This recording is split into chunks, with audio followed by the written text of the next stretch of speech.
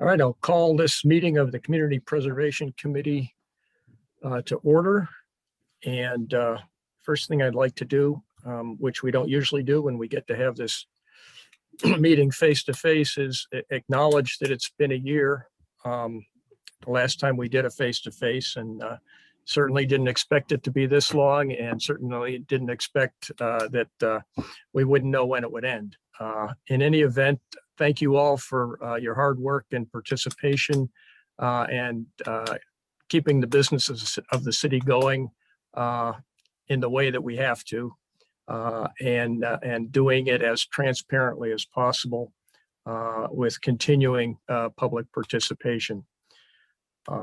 Okay, I'd like to welcome on board 3 new members, and I'm certainly happy to have seats filled, especially at the start of a cycle.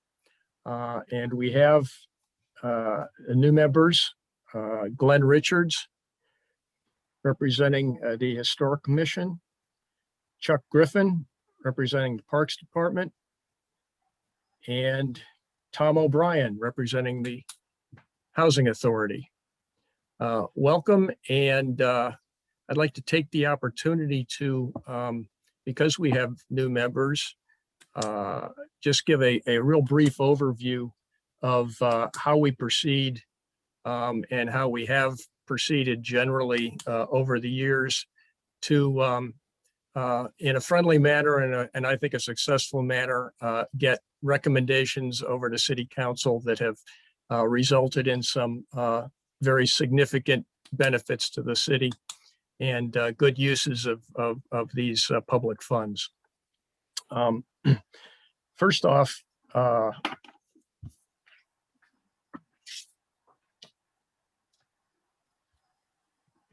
there are resources that are available to each of us, in addition to Caitlin and Andy in the planning office, with regard to individual questions that you may have about how the Community Preservation Act works generally, what projects may be eligible or may not be eligible and why, and what has happened in cities and towns throughout the Commonwealth.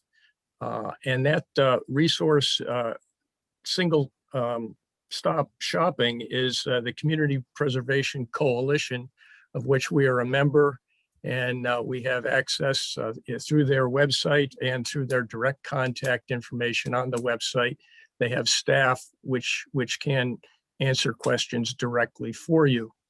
It's been very beneficial over the years, not only to have that resource individually, but also to have that group on Beacon Hill really being advocates for the Community Preservation Act communities and their efforts at stabilizing the trust fund and the matching funds at a rate which continues to give a great return to the local amounts that are collected at the cities and towns.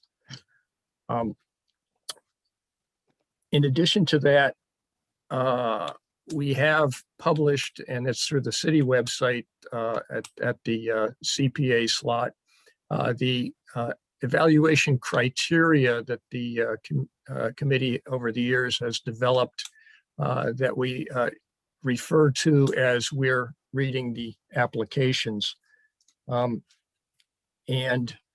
that criteria is broken out by the categories that are eligible for these funds. And those categories are the preservation of historic resources, the creation and preservation of open space and recreational resources, and the creation, preservation, and support of community housing.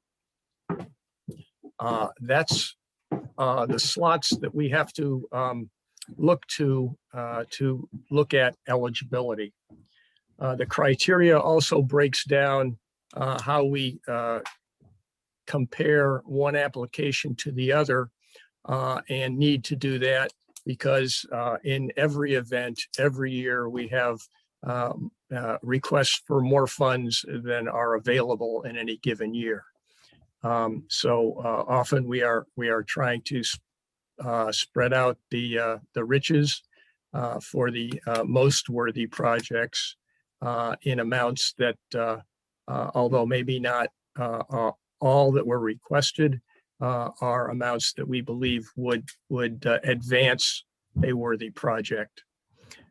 Finally, keep in mind that what we're doing here is creating, at the end of the day, at the end of a cycle, recommendations to City Council, because we don't appropriate any funds. We only recommend to City Council for their appropriation. So at the as we go through the process annually, we get the applications in. We have our first meeting where we discuss generally the schedule of how we're going to approach the applications. At each of two meetings, we'll have roughly half of the applicants at the meeting, and they will give oral presentations to us summarizing the most important elements of their application and why they think it should be recommended. And we will get the opportunity to have a dialogue and have question and answers with the applicant at that time. If in advance, as you review the applications and in advance of the scheduled date for that applicant to come in, if you see something that jumps out at you that you would like additional information on, or you would like the applicant to address at the time of the meeting, and it would be fair to give them a heads up that you'd like them to address that, let Caitlin know, and she can by email. You can let her know by email. She can email the applicant that there's been a request for additional information if they can get it, and to be prepared to address a question that you raise.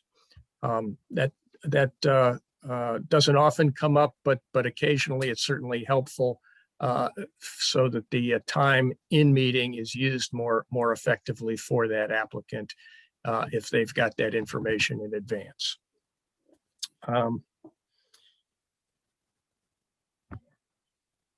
After we go through two sessions talking to the applicants, we then have a third meeting, and at that meeting, it's the public can be in attendance, but generally it's executive session, and we're discussing the applications among ourselves and making with the goal of making a uniform and most often unanimous at the end of the day decision on the list of applications which we will recommend for some funding and the amount for each application that we will recommend to be funded.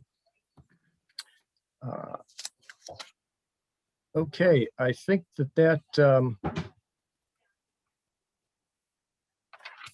that covers generally how we proceed.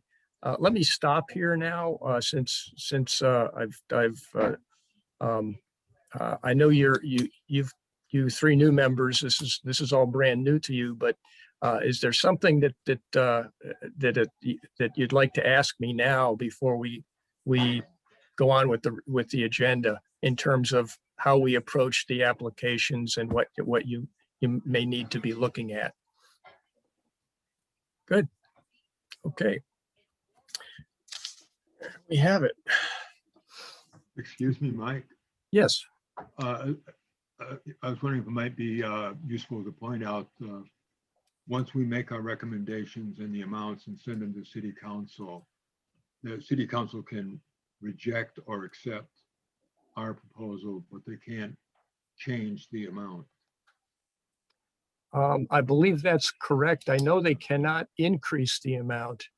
However, it may be something that I should review and so that it is current. They may be able to reduce the amount. Oh, really? Yeah, this is Andy. Yeah. I agree with what Mike has just said. I Yes. think that they can reduce it, but not Okay. increase it. Okay, Huh. Okay, but it's good to keep in mind. Yeah. What the Yeah. parameters are.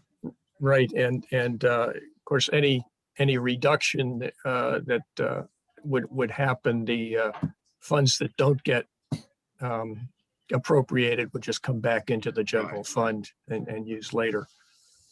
Okay, the next item on the agenda is there's a late file application from the Open Space Committee. And I will tell you that history of that is that I fell asleep at the switch because I'm supposed to do that every year for the Open Space Committee. And it just blew by me. So Jordy Vining was at the planning office, was good enough to tap me on the shoulder electronically. And I put it in after the filing date. And as a result, it needs to be voted on if you were the committee has to decide by majority vote to accept a late file that is after the application deadline, or one that would, for instance, come in the middle of a cycle for a project that comes up then, and the applicant seems to be in a state of emergency where they need funding in the middle of a cycle. That's not what we have here. We just have a process where it certainly could have and should have been in by the 4th, but it was not. So Jane, could you handle this vote for me and the discussion? Sure. Do we have a motion to accept the late file application of the Open Space Reserve Fund? Yeah, this is Glenn Richards. I'll move to accept that application. Tom O'Brien, I'll second it. All right. Any discussion? This is Don Little. I got a point of order. Do we need to do a roll call before we do any votes? I'm talking. We have to do a roll call every time when we're on Thanks. Zoom. We haven't done a attendance roll call though, I thought. No, that we haven't. Don, you're all over it. Thank you. Tell you what, Jane, why don't you do attendance and a vote? How's that? My gosh. Yeah. Right. All right. Okay, so this is the roll call. I'm just going to go in order that I have everybody. Is Don Little here? Don Little is present. Chuck Griffin? Chuck Griffin's present. Paul Healy? Present. Michael Doucette? Present? Tom O'Brien? Present. Mark Rosen? Present. Glenn Richards? Present and here. Jane Healy is present and here. And I don't have a list of members. Do we have any other members that were missing on the call? Mr. Walters. Yeah, Of Don course. Walters is He said he couldn't be here. okay. Yep. Okay, so he's absent. All right, Um, but point of- he is still a member, Andy. Yes, correct. Okay. Point of order, Mr. Chair, though, just wanted to make a note, just a reminder, this is rare for this committee to meet with this sort of Zoom platform, but most of the boards have gotten to the habit, every time you take a vote on something, it should be a roll call vote. It seems onerous, but it's part of the remote meeting requirements. I agree. Okay, so I guess we'll note that Don Walters is not here tonight. And I'll start over again. Do we have a motion to accept the late file application for the Open Space Reserve Fund? Okay, this is Glenn again, Glenn Richards. And yes, I'll move to accept that late file application. Any Second it. Tom O'Brien, I'll second it. discussion? No? And so I guess we'll just go down each member then. That's what we typically do, yeah. And my order has changed. So Chuck, you're first. I say yes. Paul, Yes. Mike, Yes, Tom, Yes. Mark, Yes. Glenn, Yes. Don, Yes. and Jane, yes.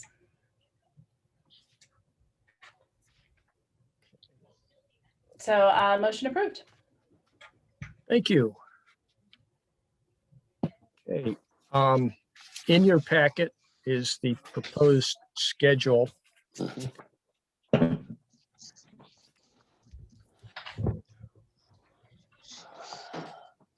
And we've just assigned regular Wednesday meeting dates on March 24 and April 28, which we generally meet the, what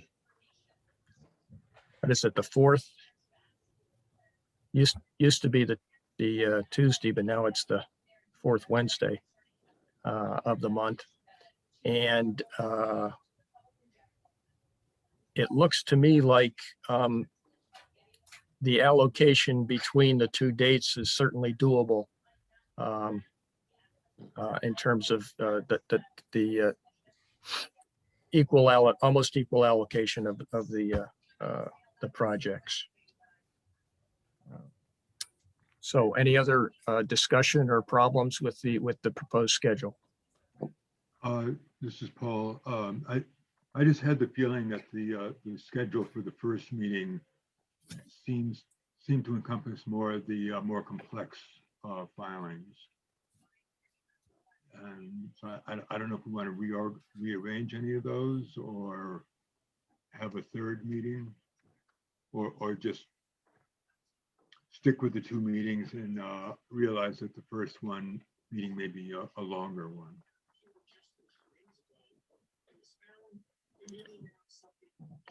This is Andy. Could I speak to that? Sure. Just based on experience, I wouldn't disagree. I think there's possibility of strong public turnout for a few of those, maybe some public comment that folks might want to make. So whether you're taking public comment on all these, one by one, I guess it's sort of up to you. I think on the flip side, and this is partly due to sort of seeing how meetings go in general, it might also help to sort of get the applicants to compact their presentations and provide the focus for the CPC, thereby allowing the time for the public comment that you want to hear, because you will be meeting on these applications after the presentations at a subsequent meeting to discuss your ranking. So the primary purpose of these meetings is the, overview from the applicant, because you've already got the documentation, and then to hear any public comment on these, right? To me, it seems, I certainly can see an argument for adding another night, but I think it also could be done by keeping everybody on schedule and track. This is Yeah. Caitlin. I'll also note that on the first night, 5 of the applications are from the Newburyport Parks Department, and so I was trying to kind of organize it so they would only need to come on one night. But Right. Up to you. Now, I know the open space reserve is always short, but I'd be happy to bounce that to the second day or the second date. In terms of other than the Parks Department applications. Yeah, this is Andy again. I don't have any particular preference. I happen to be speaking to the first one, Market Landing. So if that helps for any reason, I have no problem shifting that date. If up to you, but I have no preference. So. Okay. Anybody have a strong feeling one way or the other? No. It might be safer if we were to leave the open space on the first night and shift Market Landing to the second.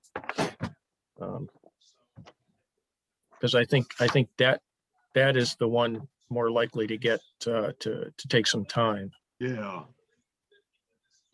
Yeah, I'd agree with that. Works fine for me. Caitlin, we'll just make that adjustment, right? Okay. Yep, we'll do.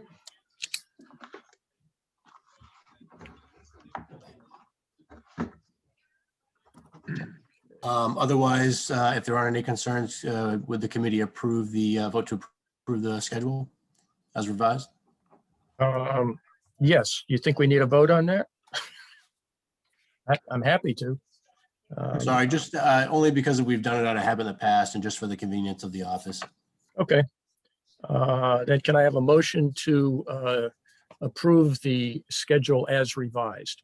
Mark Rosen here, so moved. A second? Tom O'Brien, second. Okay.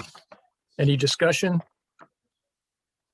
Okay, do a roll call. Jane Healy, Yes. Don Little, Yes. Paul Healy, Yes. Mark Rosen, Yes. Don Waters, not here. Chuck Griffin, Yes. Tom O'Brien, Yes. Glenn Richards, Yes. chair votes yes.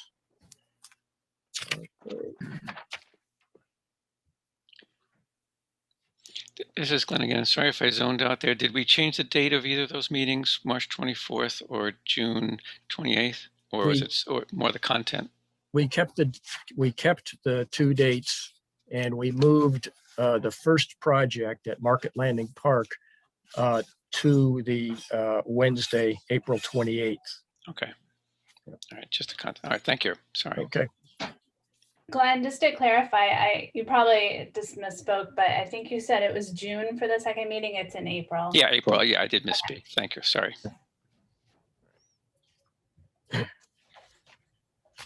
All right.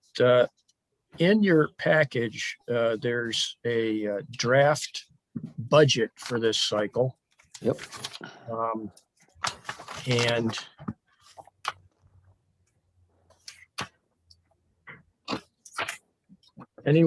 those of us who've been through some cycles, this looks very familiar. For those of you who have not, it is not intuitively obvious, but we have money from two sources. It's a local surcharge, and that's the first item that is estimated to come in for this cycle, this fiscal year.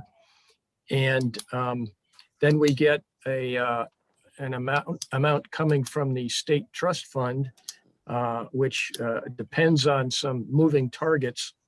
And we are applying a very conservative estimate, at present estimate of only 11% match. I believe that that was last year's. I believe this year's is predicted, it will end up being in excess of that. But just so for purposes of not spending money we don't and aren't going to have, we are going with the conservative 11%. So that's the estimated revenues. The next number, the 101,000 is per Ethan, is the money that is currently in the general fund, community preservation fund, which is maintained at the city, and represents a accumulation of interest, refunded monies from that were not used on other projects, and accumulated basically unspent monies over the years. We have recurring annual obligations to service the stadium bond and the Cherry Hill bond. And we also have recurring annual administrative costs of roughly $12,000. So of that 1.18 estimated total available funds already committed before we start are 151,000. So the estimate of available funds is just 1,037,000. And we also have in a savings account for open space reserve projects that might come up, an amount of $629,000, almost 630,000.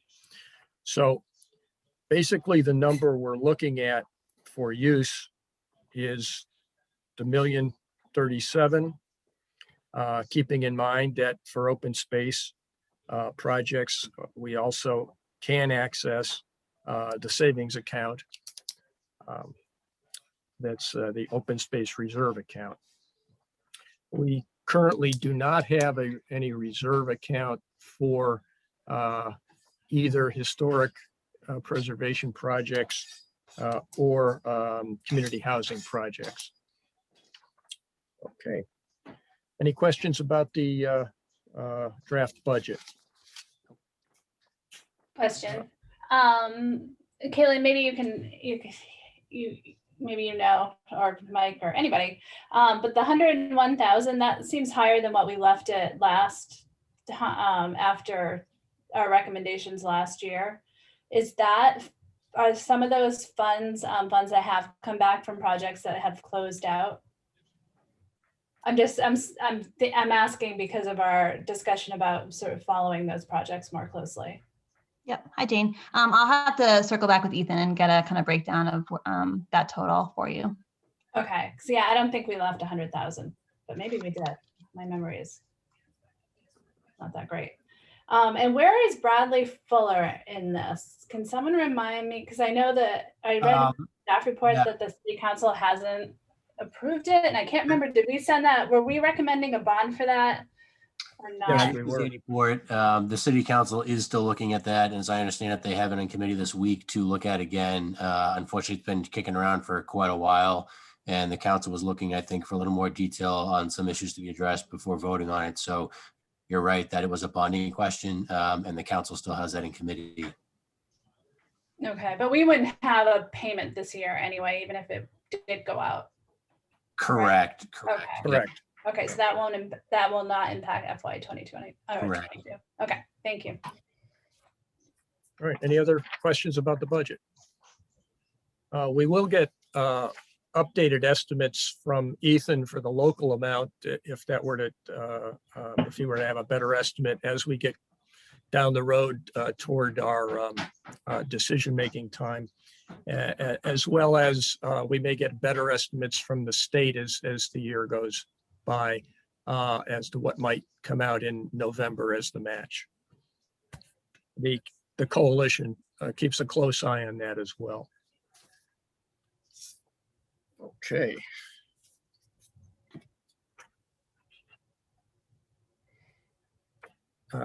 Your packet included quarterly reports. Each project is required to each quarter give us an update of the status of the project. So you have those for your review. They're summarized in the staff report that Caitlin put together as well. When we get further down in the agenda item to other updates, we can take any questions you have from the staff report or from the quarterly reports. Annually, the Community Preservation Coalition sends us an invoice for dues to its members. The invoice this year is for $3,500. And we need to approve the payment of that invoice and the continuation of our membership for another year in the coalition. Do I have a motion to approve the invoice? I'm O'Brien, I make a motion. And a second? I'll second it. Okay, that's Chuck. Yes. Thank you. Any discussion? Okay. Hearing none, we'll take a roll call vote. Jane Healy, Yes. Don Little, Yes. Paul Healy, Yes. Mark Rosen, Yes. Chuck Griffin, Yes. Tom O'Brien, Yes. Glenn Richards, Yes. and the chair votes yes. Okay, thank you.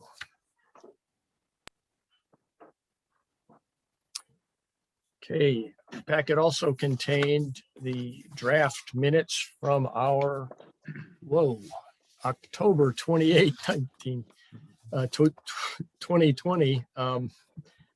Can't believe it's been that long, but it has, meeting. Okay, is there a motion to approve the minutes? Mark Rosen, so moved. And a second? Tom O'Brien, second. Okay, any discussion? Yes, Glenn Richards, quick question. Where we were not around for that, should we abstain from this vote since we have no way of, judging the would- minutes? Thanks, Chuck. That would be correct. Yes. Okay. Any other questions or comments or corrections to the minutes? Okay, then we'll take a vote on the motion to approve. Jane Healy, Yes. Don Little, Yes. Paul Healy, Yes. Mark Rosen, Yes. Chuck Griffin, Abstain. Tom O'Brien, Dane. Glenn Richards, Abstain. and the chair votes yes. Caitlin, the copy that I had in the email was a red line. Mhm. I'm assuming that'll get cleaned up before it goes in the file. That's correct. Okay, Correct. We'll accept all the changes that Rachel made in there and we'll Right, make a clean right. copy for the site. Yep. thank you. Okay.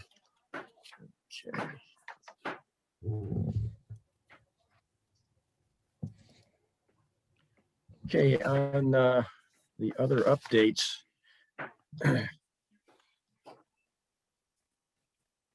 From the staff reports, there are a couple things. Andy has asked whether we would consider and make a decision as to whether or not we would allow the applications to be filed in electronic format only and distributed that way to us. And I'm happy to throw that out there for discussion. Unfortunately, I'm of a demographic that likes the paper, so it probably puts me in the minority. I don't know. I'm with you, Mike. Tom O'Brien. Yeah. Okay, And This is Caitlin. Andy. Could I speak to that, Mr. Chair? sure. Yeah, understood. We have some boards that have migrated, a couple that have migrated to basically all electronic. And it's understandable that some folks may want to still receive a paper copy. I would ask if it's possible, if enough members are comfortable with the online versions, again, trying to save paper and distributions and so forth to sort of make things seamless with the times. If it's possible, if the generic could be that members go electronic, but that a specific members that want a hard copy, just let us know. That would just reduce the number of copies that we have to then print and use paper for or have distributed. Just a thought, whatever works for you, of course, as a committee, but we're just trying to automate things for efficiency. Sure. Caitlin, I assume that per the instructions on the application that the applicants are still bringing in 10 copies? That's right. Okay. How would it affect your workload if the applicants only submitted electronically and then, half the committee said, I want copies? So you'd have to print them, right? That'd be right. Yep. We'd have to print them in the office, Okay, which is we're happy to do. okay. All right. Well, I guess for my personally, if I can get a hard copy, that would be okay with me. Would I guess the public's access to the applications, if they want to see any of them, they can always go to the website and do it that way. Correct. You may have an issue where somebody doesn't want to negotiate the website, or like me, would want to come in and see the hard copy. So, possibly for public access, you may want at least one copy in a Yeah, we would hard always copy take one file. hard copy for the file. Yeah, that's Okay. always, yeah. All right. And we could, given that that doesn't affect this round at all, we already have hard copies for this round, really. It would be, the assumption is if we're making this shift, that we would go electronic with the next round, check with you, all the members that are currently, you know, if for some reason someone leaves, checking with all of you current members, you know, the next round. Anybody who wants a hard copy, we'd have those printed out for you. Otherwise, we would ask you to just go to the website, and it just reduces the amount of, you know, trees we're killing and, you know, distribution we have to do of duplicative things that are automated. So. Sure. Okay. Andy, would you like a vote to that effect to change the rules of the committee in terms of the number of applications that need to be submitted? Yeah, that would be helpful. Just to, you could move to make the change effective accordingly, and we'll just reflect that on the application form. That way applicants aren't wasting or killing trees, and we're not wasting trees either. We'll just do the minimum needed, that our hard copies are needed, the one in our files, and everyone else can go to the website. Okay. Then let me try this on. I move to amend the rules of the committee such that applications can be submitted electronically only, with at least one hard copy being maintained in the planning office Not that. files, and Yeah. any committee member who wants a hard copy can request it and get it. So I'll make that motion. Is there a second? Chuck Griffin, I'll second it. Okay, any further discussion? I'm O'Brien. I always want a hard copy. Will do. No Me problem. too. Me too. Yeah. We will make sure anybody who wants a hard copy gets one. Thank you, All Caitlin. Okay. All right, let's do a vote. Jane Healy, Yes. Todd Little. Yes, reluctantly. Okay. I'm Don. We'll get you a hard copy. Paul Healy, Yes. Mark Rosen, Yes. Chuck Griffin, Yes. Tom O'Brien, Yes, more than reluctantly. Glenn Richards. Yes. The chair votes reluctantly yes. Okay. Thank you. Yep. There's in addition, is as referenced in the staff report and also in your packet, is an email that was received Yeah. about the potential for wanting to put together an application for a community garden and seeking some assistance and advice on that. It appears since the email that Caitlin has reached out to the individual that sent the email, and it appears it's not going to be an issue for a current application, but possibly a future one. And that the person has been given some direction to seek out additional information and resources. It looks to me like there would need to be some coordination with the Open Space Committee, the Concom, and maybe the Parks Department and the city generally, in terms of what opportunities there were for space for such things, and as well as the infrastructure construction that would be necessary.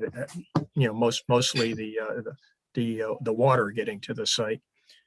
So I think we should be open to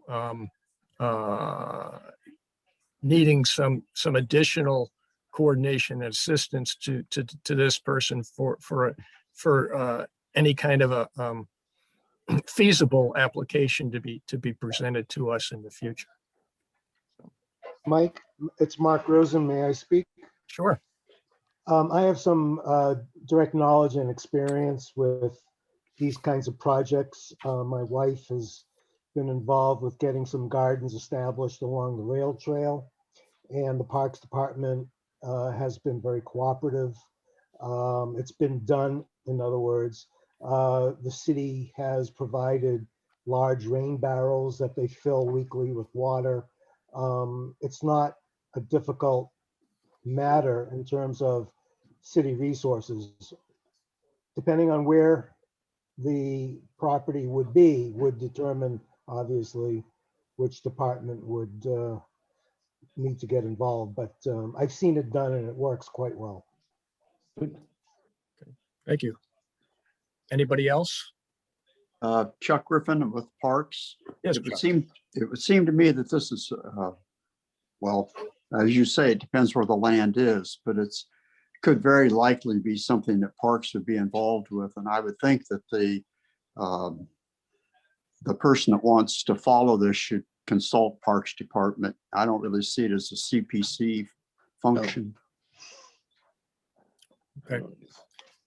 I had a question or a comment. Yes, Don. Either for the parks or open space representative. Unofficially, do you know of an acre of land that could be used for this? Off the top of my head, I don't. Are they looking for an acre? That's what the letter says. That's a lot of land. At least, it says. Yeah, at least an acre, right? Oh, okay. And a mule. How about down by the waterfront? Here to find. Mike, were you asking just for someone to be a resource if they do decide to file an application next year? I guess Or- indirectly, I just, yes, in the sense that we should be ready to assist. Okay. Because it's a complicated package to put together.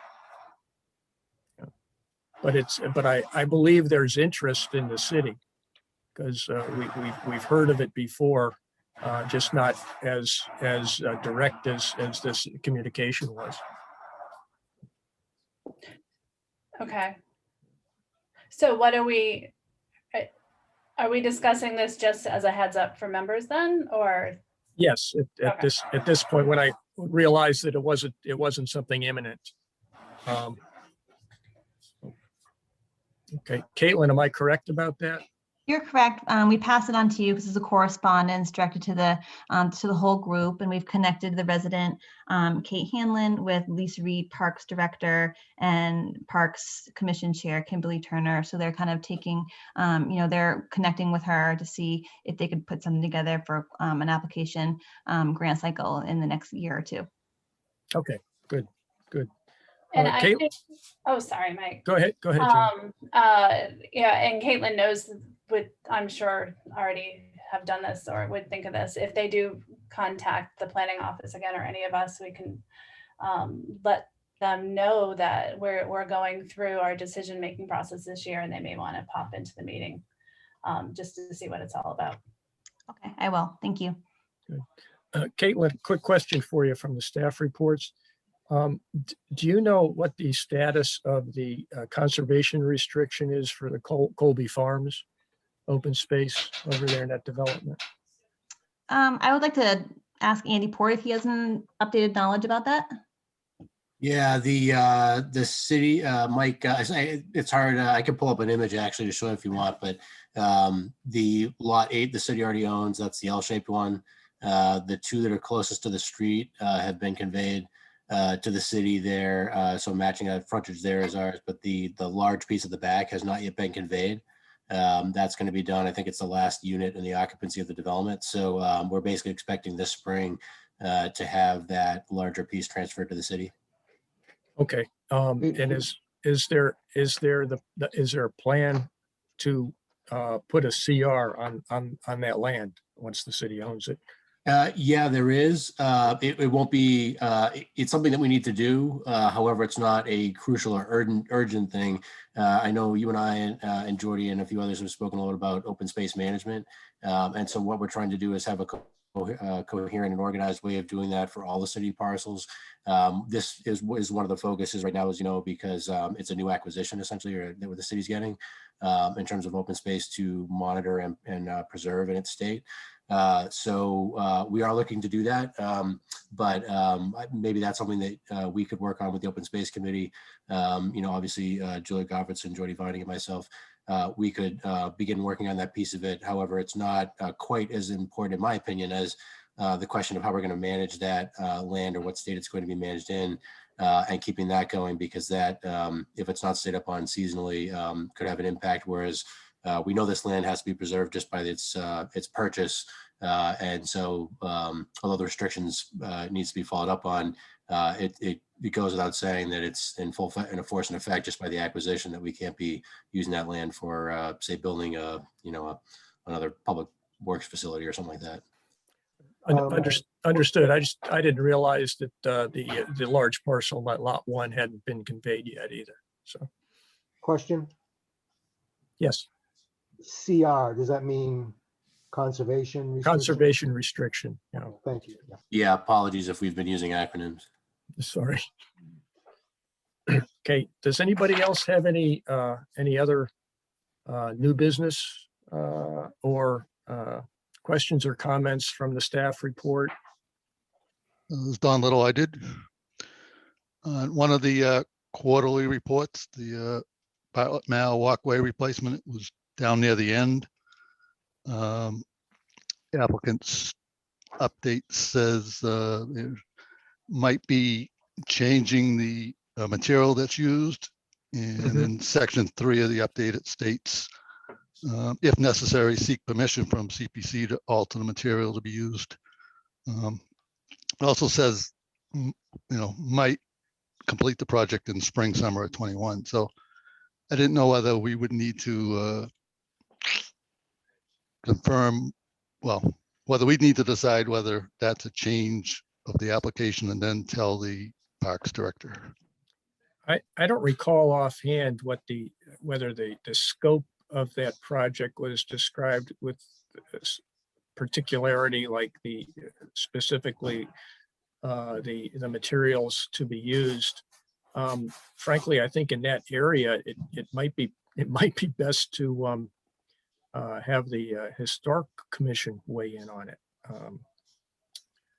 And Chuck Griffin, can I speak to this? Sure, Chuck.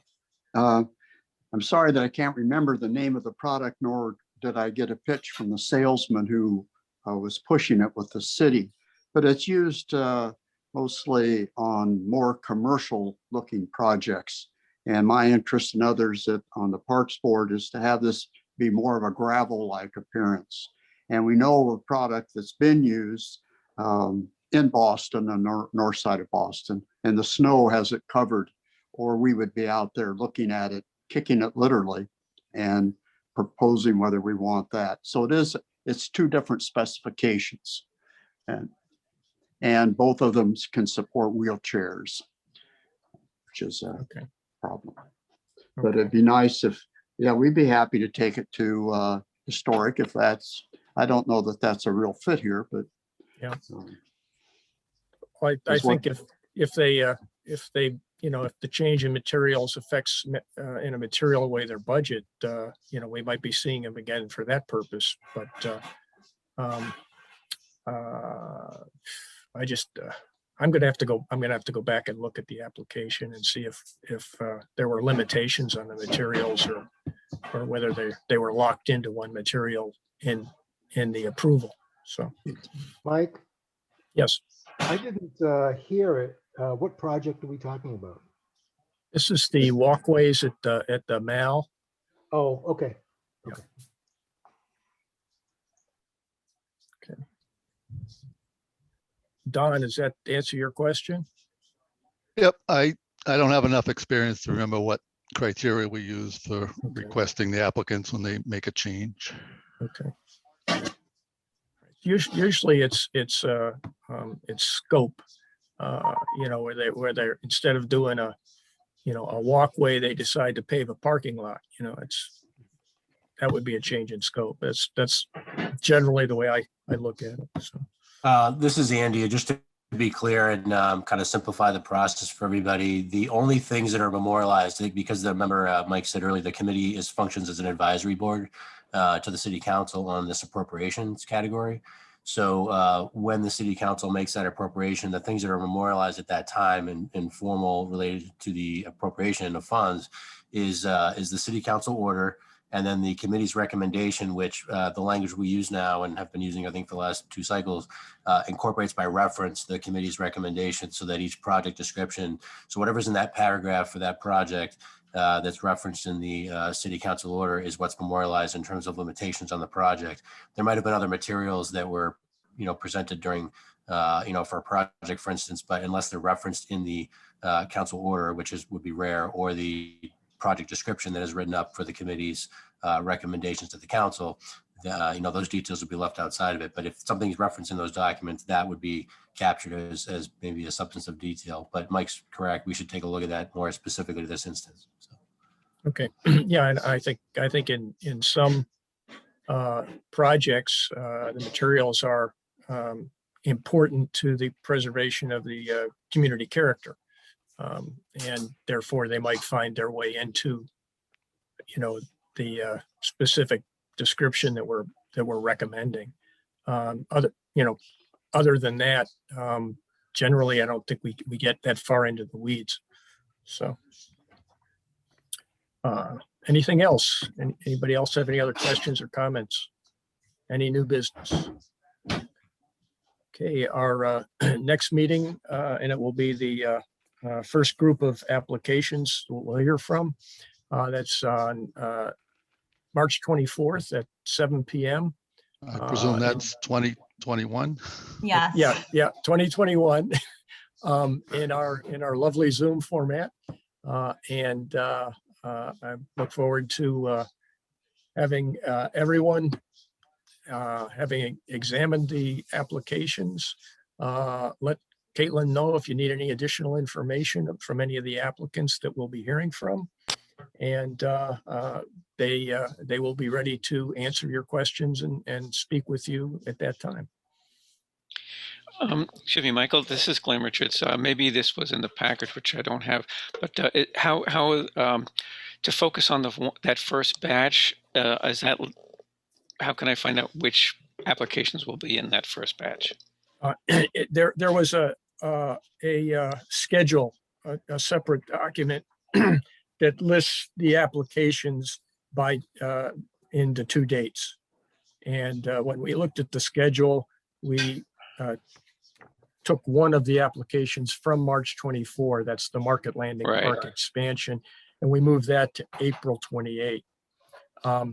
So that left 6 in the schedule that will happen on March 24. Okay, is that not on the CPC page on the city's website? Caitlin distributed it, and I believe it's posted on the page. If not, we'll double check and make sure it's there.